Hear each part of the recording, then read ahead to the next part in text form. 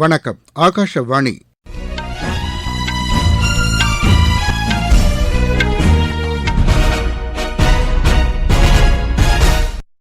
செய்திகள் வாசிப்பவர் ரெங்கநாதன். தலைப்புச் செய்திகள். வெளிநாடு வாழ் இந்தியர்களின் 18வது மாநாட்டை பிரதமர் திரு நரேந்திர மோடி இன்று புவனேஸ்வரில் முறைப்படி தொடங்கி வைக்கிறார். அடல் புத்தாக்க இயக்கத்தின் 2வது கட்டம் தொழில் முனைவோருக்கு ஊக்கமளிப்பதாக உள்ளது என்று மத்திய அமைச்சர் திரு ஜிதேந்திர சிங் தெரிவித்துள்ளார். இந்தியா இங்கிலாந்து இடையேயான உறவு மேலும் வலுப்பெறும் என்று மக்களவைத் தலைவர் திரு ஓம் பிர்லா தெரிவித்துள்ளார். எல்லை தாண்டி மீன்பிடித்ததாக காரைக்கால் மீனவர்கள் 10 பேரை இலங்கை கடற்படையினர் கைது செய்துள்ளனர். ஹாக்கி இந்தியா லீக் போட்டியில் நேற்று நடைபெற்ற ஆட்டத்தில் தமிழ்நாடு அணி குணஷிகா அணியை வென்றது. இனி விரிவான செய்திகள். வெளிநாடு வாழ் இந்தியர்களின் 18வது மாநாட்டை பிரதமர் திரு நரேந்திர மோடி இன்று புவனேஸ்வரில் முறைப்படி தொடங்கி வைக்கிறார்.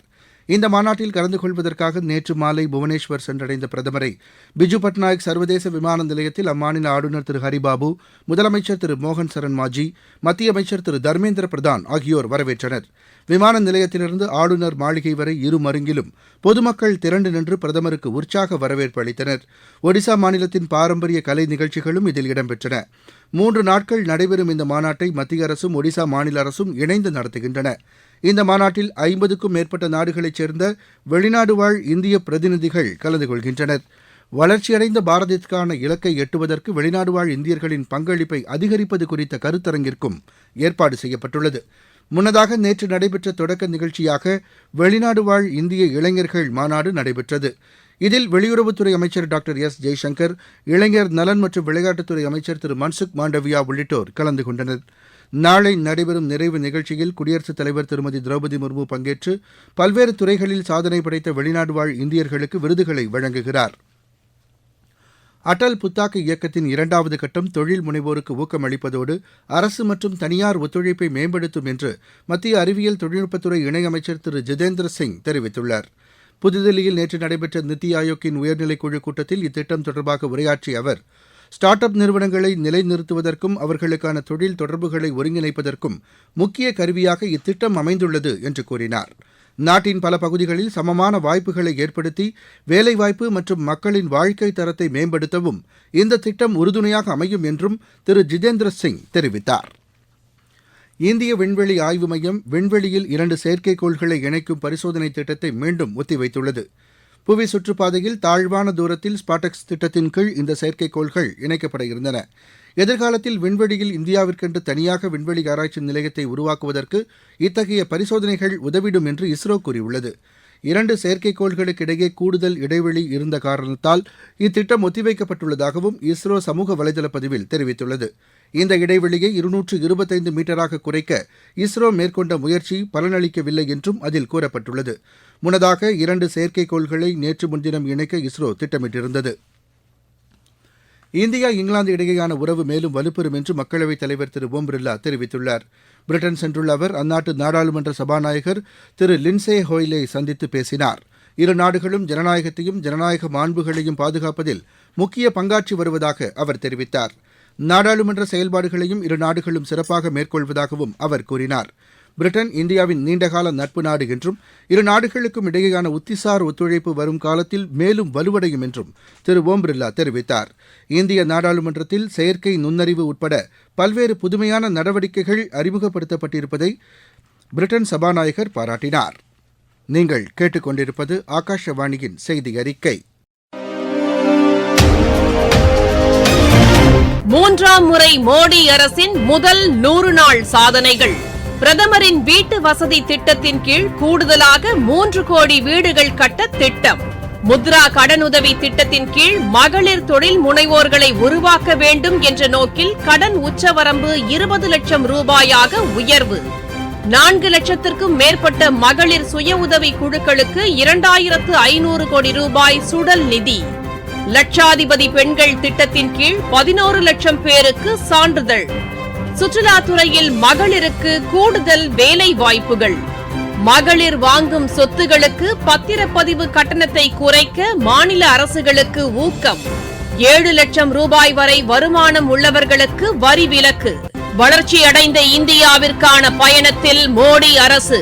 தொடரும் மக்கள் நலத்திட்டங்கள். திருப்பதியில் நேற்று நேரிட்ட கூட்ட நெரிசலில் சிக்கி 6 பேர் உயிரிழந்தனர், 40 பேர் காயமடைந்தனர். வைகுண்ட ஏகாதசியை ஒட்டி கீழ் திருப்பதியில் தரிசன டோக்கன் விநியோகத்தின் போது இந்த நெரிசல் ஏற்பட்டதாக காவல்துறையினர் தெரிவித்தனர். இந்த சம்பவத்தில் காயமடைந்தவர்கள் மருத்துவமனைகளில் அனுமதிக்கப்பட்டு சிகிச்சை அளிக்கப்பட்டு வருகின்றது. வைகுண்ட ஏகாதசி தரிசனத்திற்காக கீழ் திருப்பதியில் 3 மையங்களில் 94 கவுண்டர்கள் அமைத்து டோக்கன்களை திருப்பதி திருமலை தேவஸ்தானம் விநியோகித்து வருகிறது. ராமநாயுடு பள்ளி அருகே அமைக்கப்பட்டிருந்த ஒரு கவுண்டரில் இந்த சம்பவம் நடைபெற்றது. இந்த சம்பவத்தில் உயிரிழந்தவர்களின் குடும்பத்தினருக்கு பிரதமர் திரு நரேந்திர மோடி ஆழ்ந்த இரங்கல் தெரிவித்துள்ளார். விபத்தில் காயமடைந்தவர்கள் விரைந்து குணமடைய தாம் பிரார்த்திப்பதாகவும் அவர் கூறியுள்ளார். பாதிக்கப்பட்ட மக்களுக்கு ஆந்திர மாநில அரசு அனைத்து உதவிகளையும் செய்யும் என்றும் திரு நரேந்திர மோடி கூறியுள்ளார். ஆந்திர முதலமைச்சர் திரு சந்திரபாபு நாயுடுவும் இந்த சம்பவம் குறித்து தமது ஆழ்ந்த கவலையை வெளியிட்டுள்ளார். சம்பவம் நடந்த இடத்தை திரு சந்திரபாபு நாயுடு இன்று நேரில் ஆய்வு செய்ய உள்ளதாக திருப்பதி திருமலை தேவஸ்தான செயல் அதிகாரி திரு PR நாயுடு தெரிவித்துள்ளார். அங்கு செய்யப்பட்டுள்ள பாதுகாப்பு ஏற்பாடுகள் குறித்து தலைமைச் செயலாளர், காவல்துறை தலைமை இயக்குநர் உள்ளிட்ட உயர் அதிகாரிகளுடன் அவர் ஆய்வு நடத்தவுள்ளதாகவும் கூறியுள்ளார்.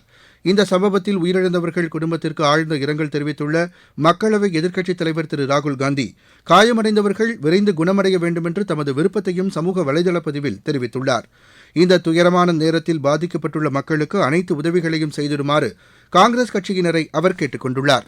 இந்த சம்பவத்தில் உயிரிழந்தோர் மற்றும் காயமடைந்தவர்கள் பற்றிய விவரங்களை அறிய திருப்பதி திருமலை தேவஸ்தானம் சார்பில் உதவி மையம் அமைக்கப்பட்டுள்ளது.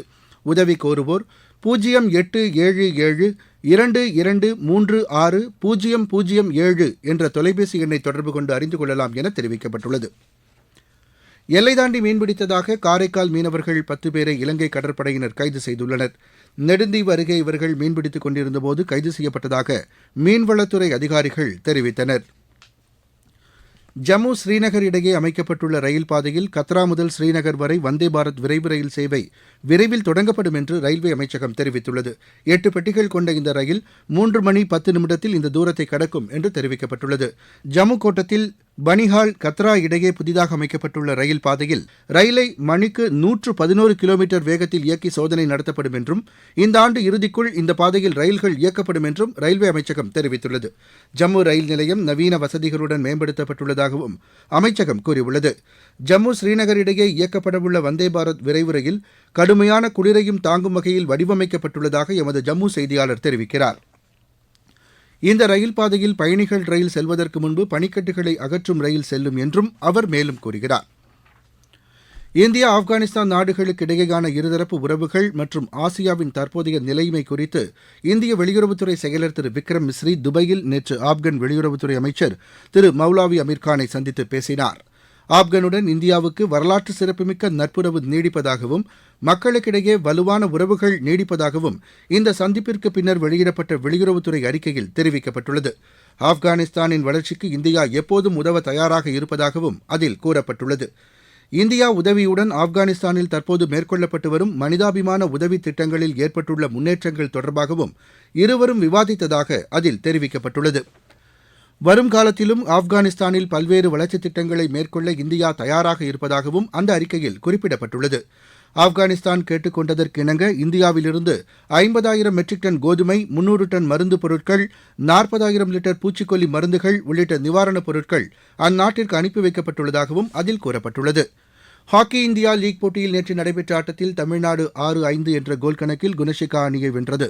ரூர்கேலாவில் நடைபெற்ற மற்றொரு போட்டியில் ஹைதராபாத் அணி 3-0 என்ற கோல் கணக்கில் உத்தரப்பிரதேச அணியை வென்றது. இன்று நடைபெறும் ஆட்டத்தில் வேதாந்தா கலிங்கா அணி குணஷிகா அணியை எதிர்கொள்கிறது. இப்போட்டி இரவு மணி 8:15க்கு தொடங்குகிறது. ISL கால்பந்து போட்டியில் இன்று நடைபெறும் ஆட்டத்தில் சென்னை அணி ஒடிசா அணியை எதிர்கொள்கிறது. சென்னையில் இப்போட்டி இரவு மணி 7:30க்கு தொடங்குகிறது.